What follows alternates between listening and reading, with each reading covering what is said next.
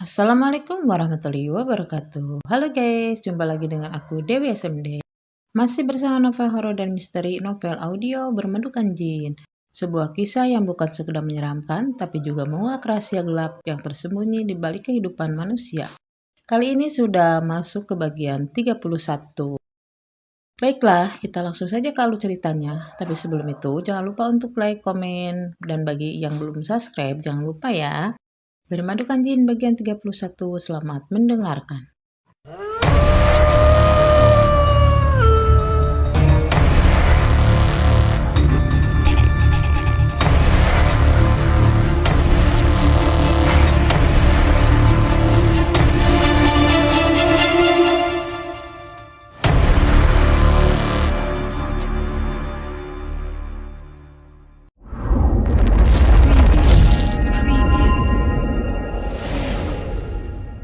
Suara azan subuh mengalun lirih namun tegas, membelah sunyi pagi yang masih menggantungkan dingin di udara. Rahmah terjaga dengan mata yang terasa berat. Kelopaknya seolah direkatkan oleh sisa lelah. Ia baru saja memejamkan mata 1 jam yang lalu, setelah malam yang panjang dan pikiran yang tak kunjung reda. Namun panggilan itu terlalu suci untuk diabaikan. Dengan tubuh setengah sadar, Rahmah bangkit dari pembaringan. Ia mengambil air wudhu, membasuh wajahnya yang letih. Mencoba mengusir kantuk yang menempel keras. Di dalam kamar, ia menunaikan syalat dengan gerakan perlahan. Napasnya teratur meski dadanya terasa penuh oleh beban yang tak terucap. Setiap sujud seolah menjadi tempat ia menitipkan lelah dan harapannya sekaligus. Selesai berdoa, Rahmah tak kembali ke tempat tidur. Ia melangkah ke dapur ruangan yang paling ia kenal. Tempat tangannya bekerja bahkan saat hatinya rapuh. Api kompor dinyalakan pelan. Suara mendesisnya menjadi satu-satunya teman di pagi buta itu. Ia menggoreng telur, menyiapkan sambal sederhana, sarapan untuk kedua putrinya dan untuk Daryat, suaminya. Semua dikerjakan dalam diam. Seperti biasa, seolah itulah satu-satunya cara ia bertahan dari semua kemelut. Walau kini sudah kaya raya, tapi Rahman tidak berniat untuk menyewa seorang pembantu. Ia lebih suka mengerjakan semuanya sendiri. Ketika cahaya pagi mulai merambat masuk, Sari dan Irma sudah bersiap untuk ke sekolah. Begitu juga dengan Daryat. Sebentar lagi, ia pasti berangkat dari rumah. Rahmah menyampirkan kerudungnya. Ia melangkah ke ruang tengah dan berhenti sejenak. Di sana, Dinda sedang duduk. Wajahnya masih murung, tapi sudah sedikit tenang. Rahmah menghampiri dan duduk di sampingnya. Suaranya lembut meski terdengar rapuh. Din, Teteh pamit sebentar, ucapnya. Kamu jaga rumah ya? Dinda menoleh. Teteh mau kemana? Tanyanya. Sepertinya ia enggan untuk ditinggal. Teteh mau ke rumah Ustadz Mensur sebentar, jawab Rahmah. Kita harus amankan dulu Sari sama Irma sebelum kita lanjutkan misi kita. Dinda menatap wajah Rahmah. Kedua tangannya menggenggam tangan Rahmah erat. Iya teh. Dinda paham. Teteh pergilah. Semoga tidak ada halangan apa-apa, ucapnya. Doa itu keluar dengan tulus. Rahmah membuka pintu dan keluar rumah. Udara pagi menyambutnya dengan dingin yang menggigit kulit. Langkahnya menyusuri jalan setapak sempit di antara pematang sawah. Tanah masih lembab oleh embun. Rumput-rumput menunduk basah. Dan langit berwarna abu-abu pucat, seolah baru saja terbangun bersama dirinya. Di kejauhan, pesawahan terbentang luas, sunyi dan tenang, bertolak belakang dengan kegelisahan yang bersarang di dada Rahmah. Setiap langkah terasa berat, namun ia terus berjalan. Ada niat yang ia bawa. Ada keputusan yang menunggu untuk diucapkan. Di balik jalan setapak dan hamparan sawah itu, Rahmah berharap menemukan jawaban atau setidaknya kekuatan untuk melanjutkan hidup yang kian terasa asing baginya. Niatnya untuk meminta bantuan kepada Ustadz Mensur untuk mencarikan pondok yang aman buat kedua putrinya. Rahmah tidak ingin kalah Sari dan Irma harus ikut menjadi korban tumbal. Walau ia belum yakin apa benar Daryat itu bersekutu dengan iblis atau jin. Langkah Rahmah akhirnya sampai di halaman rumah Ustadz Mensur. Rumah itu sederhana. Dindingnya masih papan, dengan teras kecil yang bersih dan sejuk. Lampu di ruang depan masih menyala. Pertanda sang Ustadz juga baru selesai menunaikan syalat subuh. Aroma kopi hitam samar tercium dari dalam. Rahmah mengucap salam dengan suara pelan. Assalamualaikum. Waalaikumsalam, jawab suara Ustadz Mensur dari dalam. Tak lama, lelaki parubaya itu muncul di ambang pintu. Wajahnya tenang seperti biasa. Sorot matanya dalam, seolah selalu membaca kegelisahan orang-orang yang datang kepadanya. Silakan masuk, Rahmah, ucapnya ramah. Sepertinya ada hal penting yang ingin disampaikan. Rahmah duduk bersila di ruang tamu yang sederhana. Tangannya saling bertaut di pangkuan. Jemarinya gemetar halus. Beberapa detik ia terdiam, seakan mencari keberanian untuk membuka isi hatinya. Ustadz, suara Rahmah lirih. Saya datang lagi. Bukan soal rumah itu. Ustadz Mensu mengangguk pelan. Saya mendengarkan. Rahmah menarik napas panjang. Saya ingin menitipkan anak-anak saya di pondok. Sari dan Irma. Saya takut. Terlalu takut kalau mereka tetap di rumah itu. Ustadz Mensu menatapnya lebih lama. Takut karena apa? Rahmah, kematian Maya.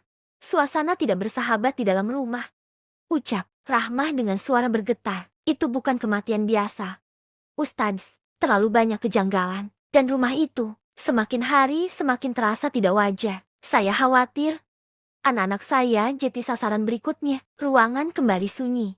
Hanya suara burung pagi yang terdengar dari luar. Ustadz Mensul menunduk sejenak, lalu menghela napas pelan. Saya paham kegelisahanmu, katanya akhirnya. Dan niat kamu ini, insya Allah niat yang baik. Menjauhkan anak dari potensi mudarat adalah kewajiban orang tua. Rahmah mengangkat wajahnya, matanya berkaca-kaca. Ustadz, tolong carikan pondok yang aman. Saya tidak minta yang mewah. Yang penting anak-anak saya selamat, lahir dan batinnya. Ustadz Mensu mengangguk mantap. Ada satu pondok yang saya percaya. Pondok Darul Hasanah. Pengasuhnya Kiai Bahrun. Beliau orang alim, tegas, dan pondoknya dikenal disiplin. Lingkungannya juga insya Allah bersih dari hal-hal yang tidak baik. Hati Rahmah berdesir. Ada rasa lega yang perlahan menyusup, meski belum sepenuhnya mengusir ketakutan. Kalau berkenan, lanjut Ustadz Mensur. Hari ini juga saya bisa mengantarmu ke sana. Kita bicara langsung dengan Kiai Bahrun. Rahmah menunduk, air mata jatuh tanpa bisa ditahan.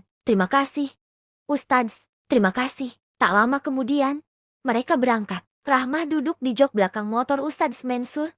Kerudungnya tertiup angin pagi. Jalanan desa masih lengang. Mereka melewati kembali pesawahan, kali kecil, dan jalan berbatu yang berliku. Semakin jauh dari rumahnya, dada Rahmah terasa sedikit lebih ringan. Meski bayang-bayang Daryat dan rumah itu masih menghantui pikirannya. Setelah hampir 1 jam perjalanan, tampak sebuah gerbang megah bertuliskan Pondok Pesantren Darul Hasanah. Di baliknya, bangunan-bangunan pondok berdiri rapi. Suara lantunan ayat Al-Quran terdengar dari kejauhan, dibaca oleh para santri dengan nada yang seragam dan menenangkan. Lengkap dengan sekolah di dalam. Rahmah turun dari motor, kakinya sedikit gemetar. Entah karena lelah atau karena harapan yang terlalu besar. Mereka disambut seorang santri dan dipersilakan masuk ke dalam kiai. Tak lama, seorang lelaki sepuh keluar. Janggutnya memutih, wajahnya teduh, sorot matanya tajam namun hangat. Inilah Kiai Bahrun, ucap Ustadz Mensur memperkenalkan. Rahmah menunduk hormat. Assalamualaikum, Kiai. Waalaikumsalam, jawab Kiai Bahrun lembut. Silakan duduk. Saya sudah diberitahu sedikit oleh Ustadz Mensur. Rahmah duduk, kembali menata hatinya. Di tempat itu, di bawah atap pondok yang membuatnya aman. Ia berharap keputusan ini menjadi awal keselamatan bagi Sari dan Irma.